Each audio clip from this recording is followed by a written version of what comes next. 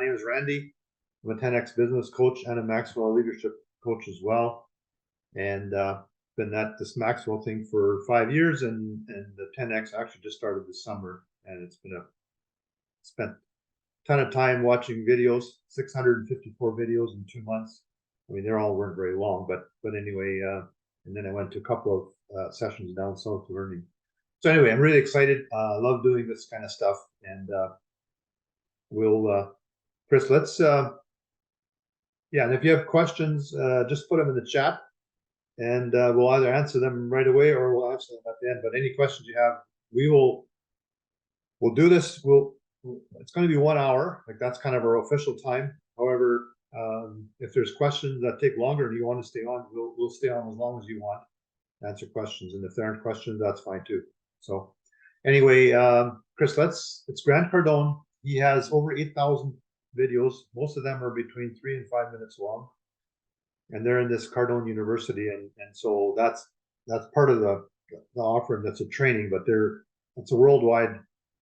Well, many people have signed up with this university, Cardone University, they call it. I first was introduced to it when I had a contract in Saskatchewan with AgWorld, and we used it there for a year, and it was very good. So anyway, we'll run this video. It's about selling yourself.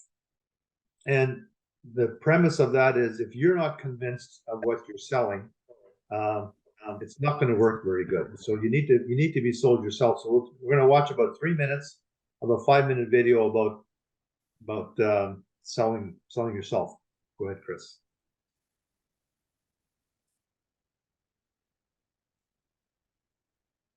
Hey, in this segment, we're going to talk about you getting sold. To the degree that you're sold, convinced, persuaded yourself, you will sell.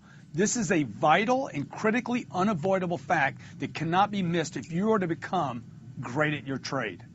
This fact also happens to be one of the most important tools you'll ever have as a salesperson, and can be used to actually monitor the results of your career. The bottom line is, if you're not selling, to some degree, you're not sold. I want to say that again. If you're not selling, if you saw your production drop, immediately understand, hey, I'm not sold on something. See, if your sales are slowing down, there's something happening. Oh, Grant, it's traffic. Oh, Grant, it's this. Oh, Grant, it's the economy. No, you got sold on something else and are now unsold on what it takes to get results. If you're not getting your way, you're not sold. If you've got any excuses about it, I promise you, you're just not completely sold. In order to become great, I mean great, a master at selling, you have to sell yourself on what it is you're selling. Make this the single most important sale of your life, and keep making that sale. It's not something you do one time. You got to keep reinforcing what product you're selling, the company you're selling, you. What is the service you offer? Look, you have to sell yourself completely, 100% all the way. I know salespeople that understand the game of selling, but because they're not completely and absolutely sold on their product, their service, themselves, and their company, they suffer. You've got to convince yourself that your product, your company, your services, your ideas are superior to all others. You know, many of you believe that your product is superior. And while products tend to offer similar benefits to yours, I mean, there's always going to be some competition, right? You have to be sold not just on product, but the service, the company, and how you're going to support it. You have to be 100% certain on this idea, this fact that you're selling, what you're selling, you know, the company that you represent is better than every other option. So we're going to do an exercise in this segment where you get clear on that, and you got to keep redoing that. This one point is so critical to your greatness that it cannot be negotiated with. You have to be utterly and completely convinced and believe that what you're selling so strongly that you become unreasonable. That's right, unreasonable, almost fanatical. Unreasonable means without reason or logic.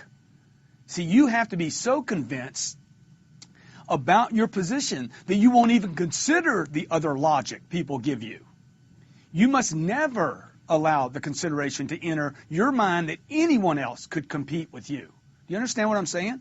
You want to literally get so sold on what you do, not just the product, but you, the company, the service, the follow-up, so sold that you will not reason with logic when somebody says, hey, I can get it down the street for $500 less money. Well, you know you're sold so deeply that, hey, you can make up the $500 in what? Service, the company, the support. See, that's not to say that others are not going to try to convince you. They are. They're going to try to sell you on something else. So you got to get sold. So sold that you won't allow the think of others. You might acknowledge it, but you're not going to allow it to penetrate or permeate your own belief system. Okay, that's the video. That's 3.5 minutes. So like I said, there's over 8,000 segments on that Cardone University, and covering many different segments, and all the way from phone calls, negotiating, closing. How do you cold call? Anyway, there's tons and tons of information there, and but I think that the thing that I wanted to just stress with that video is that we need to be sold ourselves. If you show hesitation or you're not confident, you can't hide it, and it'll come out, and that'll cause doubt in the buyer's mind that, like, I don't know if Randy really is convinced this is all that good. Now you need to have a good product and a good service and a good support to be sold on. I mean, that's a given, right? So that I wanted you to that's a flavor of those videos, and we'll start with the slideshow here, and I'll go through some slides here and just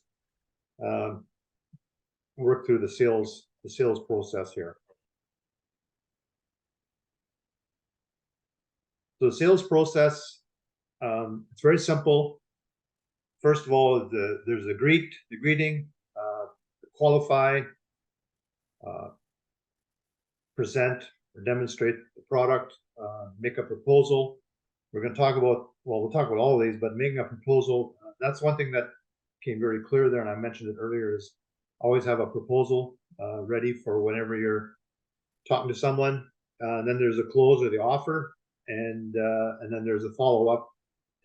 Not every deal you're going to close the first time around, so then there's follow-up that needs to happen. So this is a very simple but succinct sales process.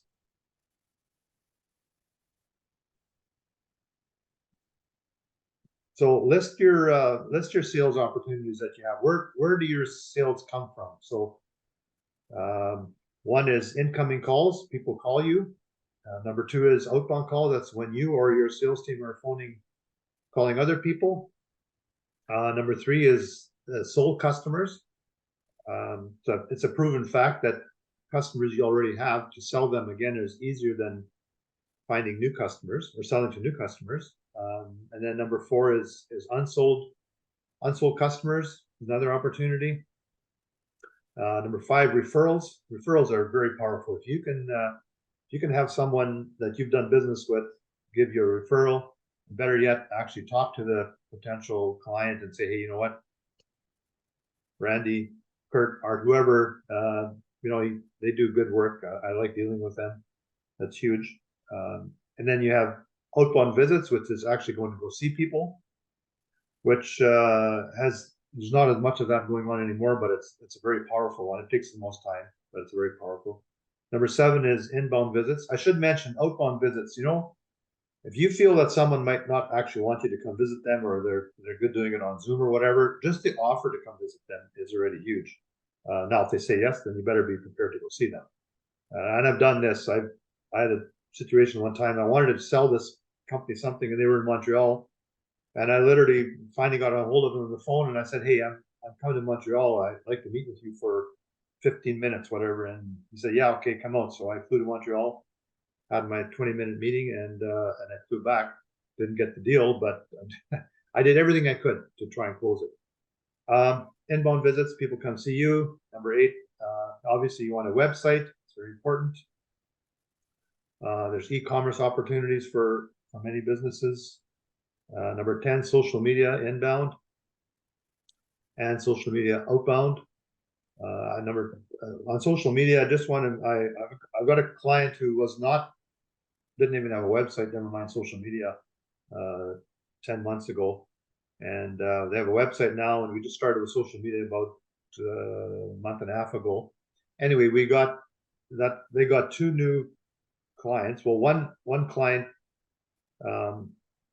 is just in the process of signing up all the official paperwork. Now, this client only has like 12 clients. It's the clients are, many of them are multi-million-dollar clients. But I asked the one guy, I happened to get a call from him, and I said, well, how did you hear about this company? Well, I saw it on the internet, right? So they would not have contacted. And then there's another one also in the process, and they're looking for a lot of products. So it's very, well, you got to do a lot of things, but there's some things that are, you try different things, and some things will work, some things may not work, but all the combination can be very powerful.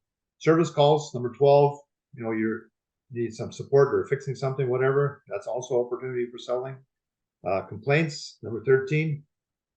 If you have a complaint and you handle it properly, you can actually build an extremely loyal client. And I've experienced that in the past too. We had a big problem and we fixed it properly, and they became very, very loyal clients. 14 email campaigns, still a huge thing. Some people say emails don't work. Email campaigns do work. Cardone, they send out, I don't know what it is, like 15 million emails a year. It's unbelievable. They'll send 3 or 4 a day. I don't recommend that many, but several a week is not a big deal.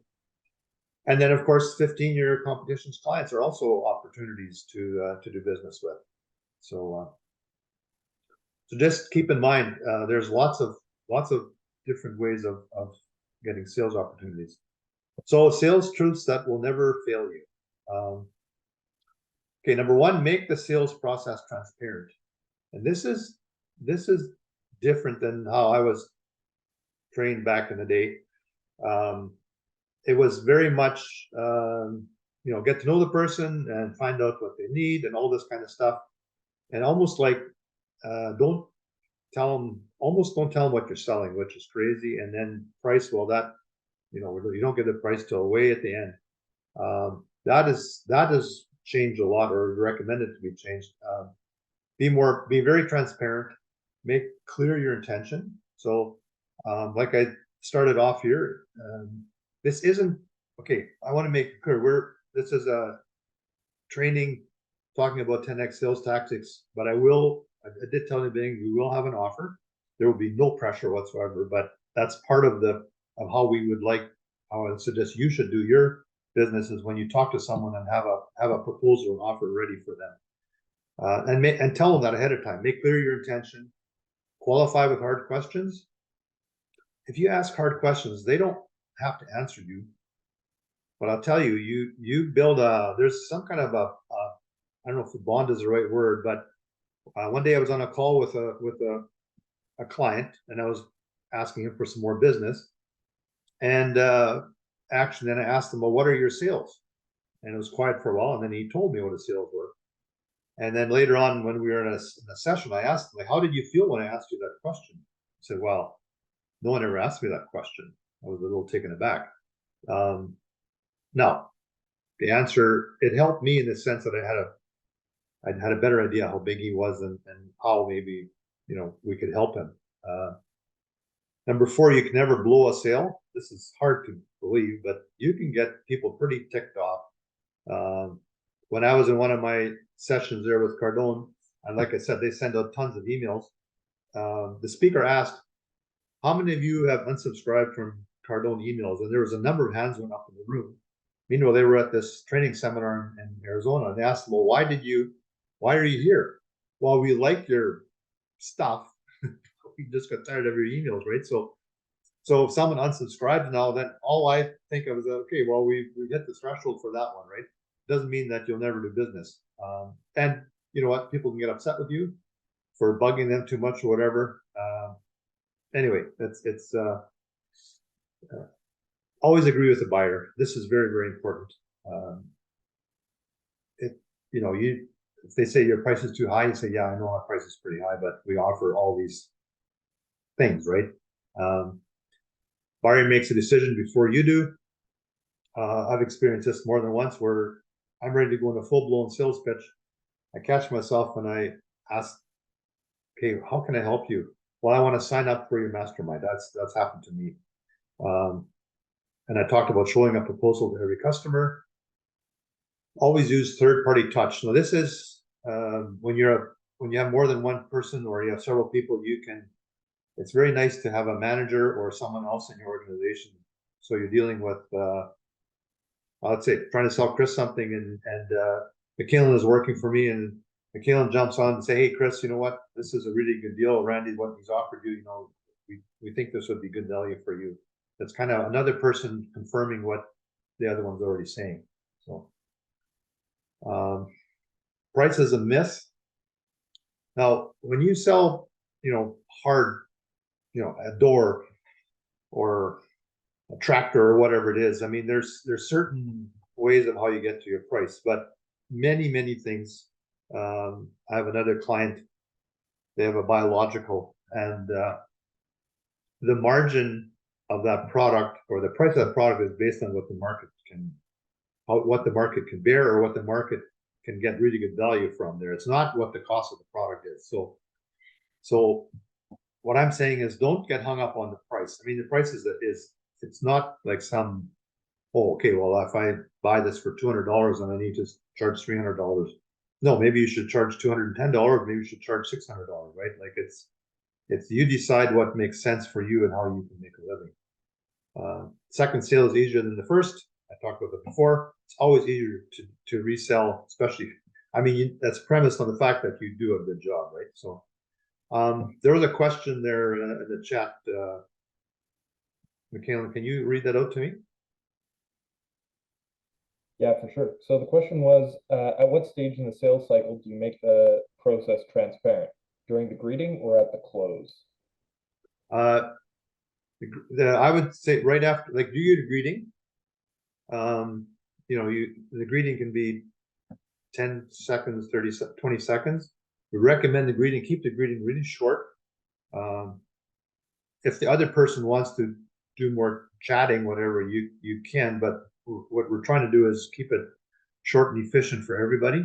But once the greeting is done, then okay, Susan, my intention here is we're going to have I'd like 15 minutes of your time. I'm offering Cardone University. I would like to discuss it with you, show you how it works and make you a proposal, give you a price, or give you an investment cost. So very early in the process. So they're not wondering, what do you want, right? Like, oh, that's what you want, okay? And then they might say, you know what, I'm not interested, get off, bye, right? Not very often will they, but or they might say, I don't have time now. Well, then, okay, can we follow up tomorrow, next day, whatever, right? So, are there any other questions there now? No, not at this time. Okay. Okay, make mistakes in qualifying. Number one, not asking quality questions. Be prepared to have good questions, quality questions. And then number two is not getting real answers. Now this, you'll get answers, but they may not be actually the real answers. They're just giving you an answer because you asked the question. So you need to kind of try and understand, well, what is this the real answer? Or is just a stall tactic? Number three, not asking questions that are relevant. That has to do a little bit with the greeting. Like, you can go on a rabbit trail talking about the weather and whatever topic, and it doesn't really build you rapport. Asking bad questions, like, again, this takes a bit of practice and some learning. But if you know who you're calling, try and figure out what would be some good questions. Number five, not listening. This is a terrible habit of many people, and I catch myself too. You gotta listen to what they're saying. What they're saying may not be what they mean, but you need to figure out what does this person actually mean. And then not digging. Why is digging important? It's all to do with finding out what the truth is. Number seven, you don't find out what they value. Question I really love asking is, what are your top three challenges you're facing today? And you can find out a lot of information. And if their top challenge is, well, you know what, I'm going bankrupt and I don't know how to do that. You know what, probably they're not really a qualified customer at that point in time because they won't have any money. And then number eight, never discovering how they make decisions. And we'll get into that a little bit more here later, but it's very important to know, like, how do they make decisions? Do they, like in my case, I will rarely buy on a first call. I like to give myself 24 hours. So anyway, that's really important to figure out how they make decisions. Okay, there's another question there in the chat. I'll answer that one right away. Yeah, so the question there is, can you give examples of quality and non-quality questions or bad questions? Okay, quality question. Well, would be the one that, what are your top 3 challenges you're facing? And let's say the answer is, I can't find salespeople. And then the bad answer would be, well, yeah, everyone has that problem, and that's just life. That's bad answer. A good answer would be, oh, okay, yeah, I understand. There's lots of companies are having a challenge with that. You know what some people are doing is they're hiring good people, and then they train them, or create someone that you want. Like you get a good person. Oh yeah, okay, I would. We create. And I've done that with clients. I will hire that person. They've got all the good attributes. You just got to train them for specifically what you want them to do. I mean, I don't like this question about, you know, well, how's the weather? I mean, that's kind of when you're greeting, but can get you all over the place. You know, a good question when you start greeting is, hey, you know what? I'm Randy. I'm very glad you took my call. Can you just tell me a little bit about yourself before we go any further? And people love talking about themselves, and then gives them 30 seconds or 45 seconds to talk about themselves, and then that can help you get to the next area. Another question is that I don't like, when you jump to the conclusion that they're not ready to buy, and you ask them, well, can I get back to you, or can I call you another day? And you haven't really finished the process. There's a question will come up before, and it'll be, do you have enough information to make a decision? That's a very powerful question. That's the one question I want you to remember of anything I'm going to say today is, do you have enough information to make a decision? Don't ask it too soon, but that is a really good question. Facts about qualifying. Okay, qualifying the buyer's reasons for buying makes the sale easier. You know, you do really want to know why is someone buying what they're buying. Purpose of the qualification is to determine the right product, and then the secondary purpose is to know how to structure the proposal. So, I mean, you might be all excited about selling them Cardone University or social media or door or some coaching, whatever, and just doesn't interest them, and you go down this road and you're just wasting both people's time. So the more you can find out, the easier it is for you to structure a proposal. Third purpose is to know how to justify a close. So if, like today, I will talk about my proposal and how do I justify it. Well, I mean, I'm not talking one-on-one, so I don't have specifically your scenario in that way. But if someone says their challenge is, well, we're just not selling enough, and maybe they do need training, right? So then when you get to that point, well, you know what, John, Kurt, whoever, I know you mentioned about, you really aren't selling enough, and so what I think you need is training, and this is our proposal, and so can we sign you up for this? So that's how you justify your close, by the things that the person has already told you. Discovering buying patterns makes your close easier. Asking hard questions builds trust. And that's when I talked before about asking these hard questions, and then but then you have to also keep that in confidence. You don't go around telling people, oh, that his sales are this or this or that, right? It's between you and that person. The buying patterns, again, that's just, hey, how do you normally buy? Do you buy, do you buy it all the time, or do you have a budget, or do you follow a budget, or what's your buying process? Okay, hard questions. Who else is involved other than yourself? This is in making, you know, the buying decision. Another one, when was the last time you invested this much money? Why are you considering this now, and why now? And how can you make sense of this size of an investment? Now, on number 4 there, I'll just say that you need to know your potential client well enough. So if you're selling them something for, let's say it's $1,000 and they're running a multi-million-dollar business, if you ask them how do you make sense of this size of, how can you make sense of this size of investment, it probably will be very weird because it won't be a big deal to that person. But if they're just a startup and they have virtually no revenue, $1,000 could be a lot of money, right? So so it's just being aware of who you're talking to and what the situation is. Is there any reason you would change your mind? This is a hard question, but someone tells you verbally they will do a deal, and then, okay, I'll follow up with a contract. Is there any reason why you can, well, what? They say, well, you know what? I still got to check if I have any money in my account or whatever, right? So you want to, because what you're trying to do is you're trying to lock down that sale as firm as you can so that they don't change their mind. How liquid are you at this time? Basically asks you, do you have money? It's a pretty tough question.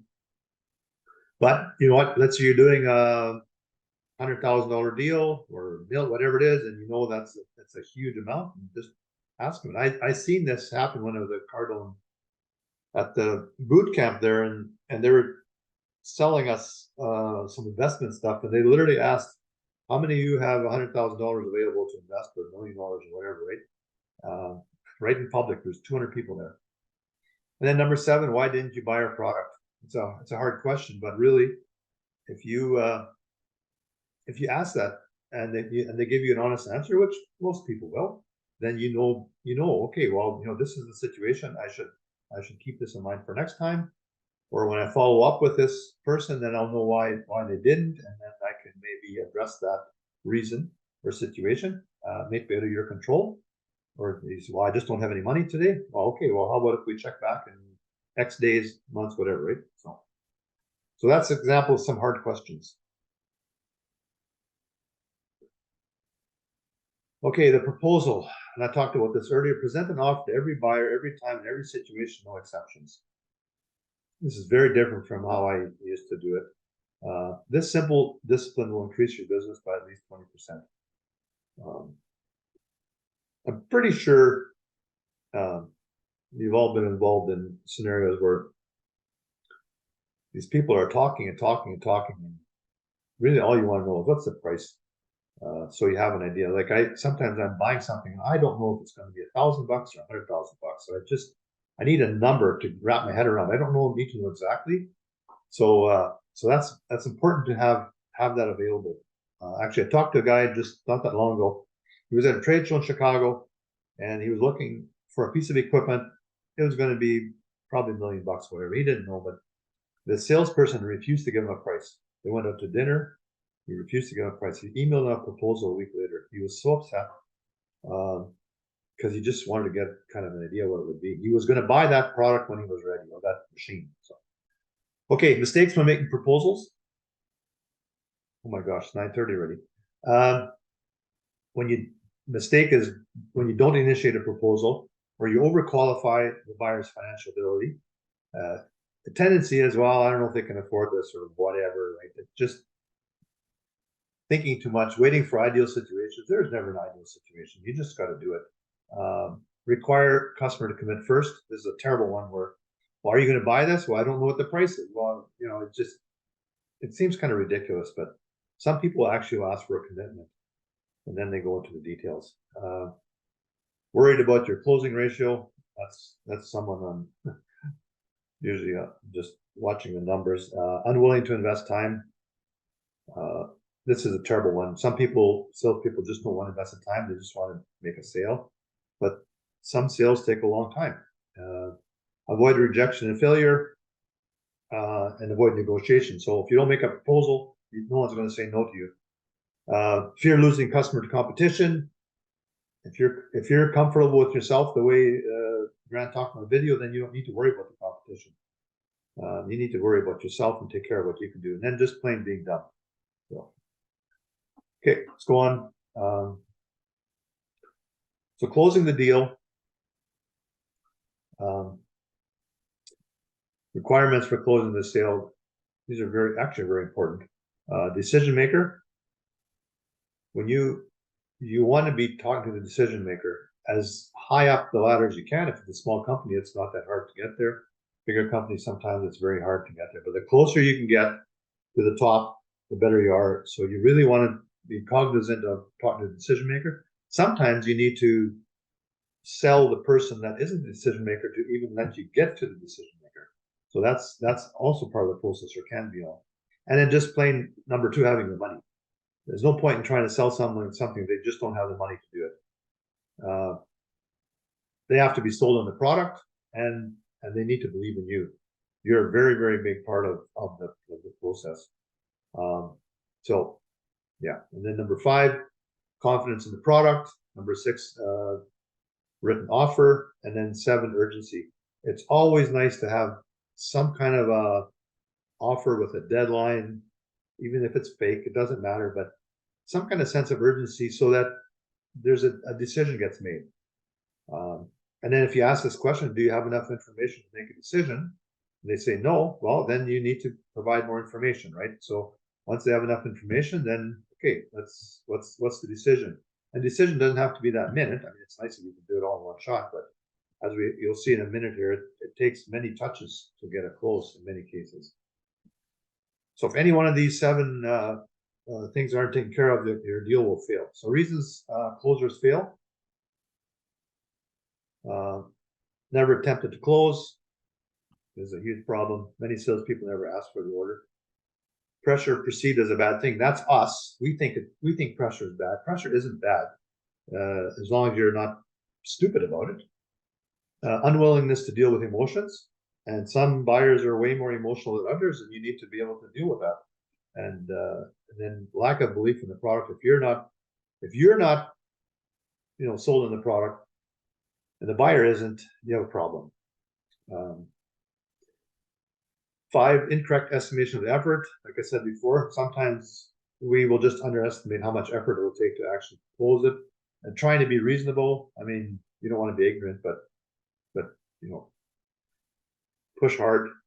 No financial plan in place. Handling objections that are only complaints. This is important to try and learn to recognize what's an objection, what's a complaint. And then shortage of closing material.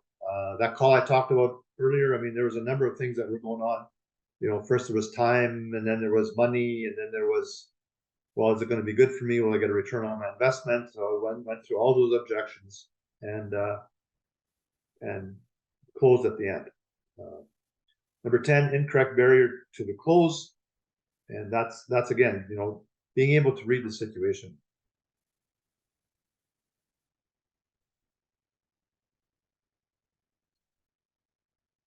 Objections fall into four categories: the product, the time, and the stall, and the money. And if you can find out what the objection is, cover it off, and then move on.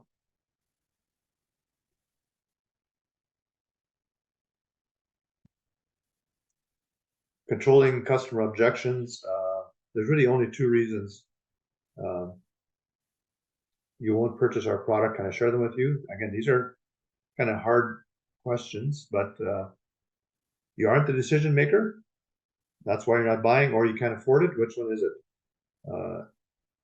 I would say you need to be comfortable asking these questions, but they're very powerful. So be willing to blow the deal with hard questions is really what Grant Cardone is saying here. So, okay, next one.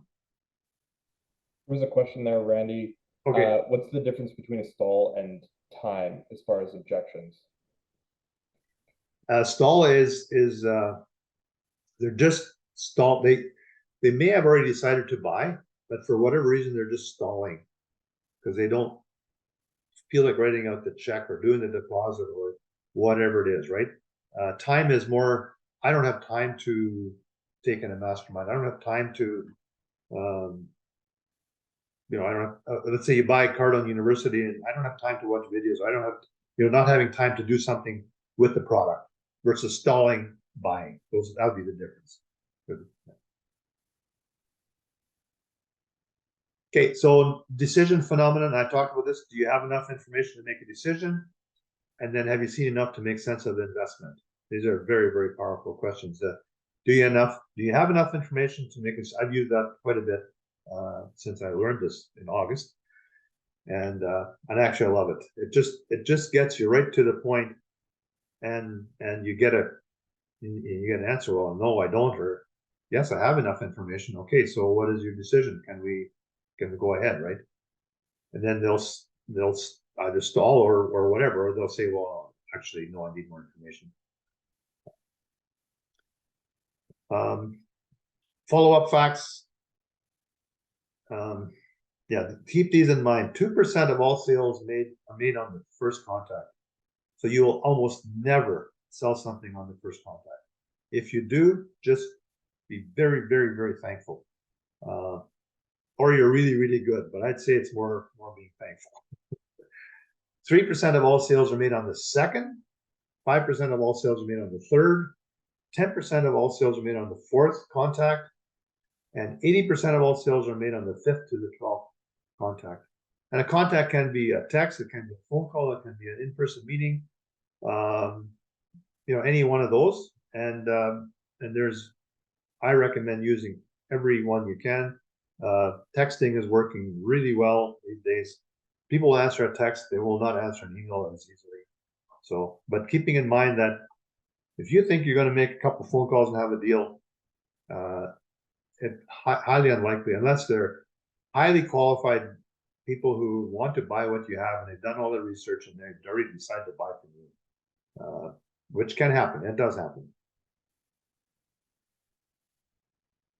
And then follow up. Yeah, I mean, we talk, you know, 12 touches or 7. Be so persistent in your follow up that you stand out as the only choice. And I was on a call the other day, and this person said, yeah, I phoned them 14 times before I finally got through.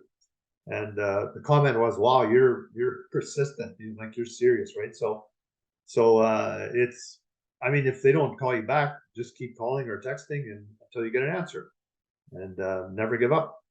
And if they finally get so mad at you, well, you didn't sell nothing anyway, right? So, and most people won't. They'll actually be impressed that you're so persistent.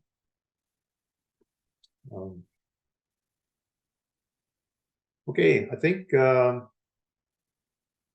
that's all I had here, right, Chris? Yep, that's the last of yours. Okay, social media. I'm a big fan of social media. I think it's absolutely awesome. Ken will talk on that, but I will just talk about the proposal here now, the offer. And we'll put it in the chat so we have it in ready, because that's what it's supposed to do. But so the offer or proposal today is sale. We're talking about sales. So sales tactics. So 6 months, $6,000. That gives you it actually gives you 1 year subscription to Cardone University with those 8,000 videos that you can watch, and we recommend you watch several videos every morning. And that will include 2 Zoom calls a month with me. Either one would be in a group if I have more than one, or it would be one-on-one. And then the other one is if you want to go for a full year, it's $12,000 for a full year, and also a full year of subscription. And if you sign up and prepay, it's $9,000 for a full year, and you get same 2 hours a month on Zoom. And then the social media one, that would be invoiced from Solosphere. Their normal fee for what I would call a full package is $1,300 a month. Part of this offer is $1,000 a month. This offer is good till gotta give a deadline now, right? So how about end of today, midnight tonight? So anyway, it's in the chat there. And again, like I said, we're not doing a high pressure sale here, but we're trying to do what we're training you or suggesting that you do. So anyway, I think it's an awesome program. Those videos are unbelievable. Okay, McKenna. Sure. So yeah, like Randy said, I'm with SoulSphere. Me and Chris run that together, and Randy's been a big part of that too. As things come along, we do social media is a big part of what we do for companies, and I want to talk about social media a little bit from a perspective of what's going to help you guys. So one interesting statistic here is YouTube commands 82% of all searches on social media and 40% of searches online. What this is telling us is people are discovering brands, people are discovering the information and products they're going to buy on social media as well as on like the regular Google searches of the world. Um, and so we're trying to help people become authorities and win the niche of whatever sector they're in on social media and gain clients that way. So you can go to the next slide there. So small businesses don't post on social media as much as as they should sometimes.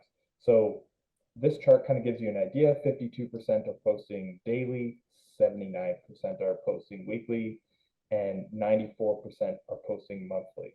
6% there are posting less than monthly. And what this shows us is that people are starting to engage quite a lot on social media with small businesses, but it also shows us that there's a lot of space for companies to expand into. If you're not posting daily or at least weekly, you're losing out on that interaction with potential clients, with potential searches, with discoverability on a lot of these platforms. And so we often recommend people are posting at least a couple times a week, if not daily throughout the week. Chris, you can go to the next slide there. 82% of today's buyers viewed at least 5 pieces of content from the winning vendor. 90% today, business buyers, sorry, they will find you when they're ready to buy. So they're going to discover you either through your social media or through your website, and they will do all their research and they will let you know when they're ready to buy. 85% of customers will manage their interactions with the enterprise without human-to-human contact. Now, that skews very much on the bigger business side, the 85% there. So the Amazons and the Walmarts of the world who do like the shipping and stuff like that. But what this shows us is it gives us a little bit of a picture of how much content you kind of need to be creating and putting out. Grant Cardone is putting out content hundreds of times a day across all their channels. They are pumping the content out, and that is one of their primary ways of generating new clients and revenue. It's interesting, the study that says 82% of people have seen 5 pieces of content, it depends on how expensive your product is. So if your product all of a sudden gets really expensive, that 5 pieces of content becomes 10 pieces or 12 or 15 pieces of content from a customer, from an enterprise before they're ready to buy. They want to feel safe. They want to have a connection with the brand before they get involved in terms of buying a product. You can go to the next slide there, Chris. 47% of businesses spend less than $10,000 on digital marketing, and this is per year. This is very interesting because it means the market is unsaturated. There's so much space in terms of what you can do on social media, what you can do on paid advertising, and how you can push your business. And our big pitch here is actually it's worth spending the money on getting your content out there and getting it made professionally, because it helps you on all these metrics, on the search, on the discoverability. And here we can see that the market is not super saturated in terms of how much people are actually spending. Chris, you can go to the next slide there. So how do small businesses blow up? There's a ton of social media channels. The big ones are, this is kind of in order of what Grant Cardone recommends you can start with: YouTube, Google, Facebook, Instagram, TikTok, LinkedIn, Twitter. Clubhouse is like a group. You can create groups on Clubhouse. Not everybody knows what that one is, and you can kind of broadcast to them and all that kind of stuff. Email is really big. TV, radio, articles, newsletters, blogs, and direct mail. Direct mail still works, believe it or not. But you're going to see on the next slide here, the number one thing for people as far as discoverability is YouTube. YouTube is becoming really, really big as people are searching and they're looking for a response. They don't want to just see, oh, I'll read this article and I'll find it out for myself. They want to be told visually and audibly the answer to their question. So they're searching on a lot of these video platforms. YouTube has tons of tutorials. I'm sure you guys do this all the time. I do. I'm looking up, oh, how do I do this thing? I can just search it on YouTube. I can be shown how to do the thing instead of just told how to do the thing. Much more hands-on over video content. So this is the order in which Grant Cardone gets performance. So YouTube is first, Instagram is second. It's the stories, it's the videos, short form. Clubhouse is third for them. They do the rooms and chats and stuff like that on there. Then it's TikTok, then it's Facebook, then it's LinkedIn, and then it's Google. So discoverability used to be Google first all the time, and now it's very, very much video, and YouTube is the mode. And then he has a quote on the bottom there. I spent $15 million a year and 80% of my time getting attention. Grant Cardone. And this is an interesting point. We believe that sales follow attention. As much as you have the best product and the best service, if no one knows about it and no one's seeing it, they're not going to be able to buy it because they don't know it exists. So the sales are going to follow the attention, even if you have the best product. If your competitor has a better sense of attention and a better reach, they're going to get more of those sales.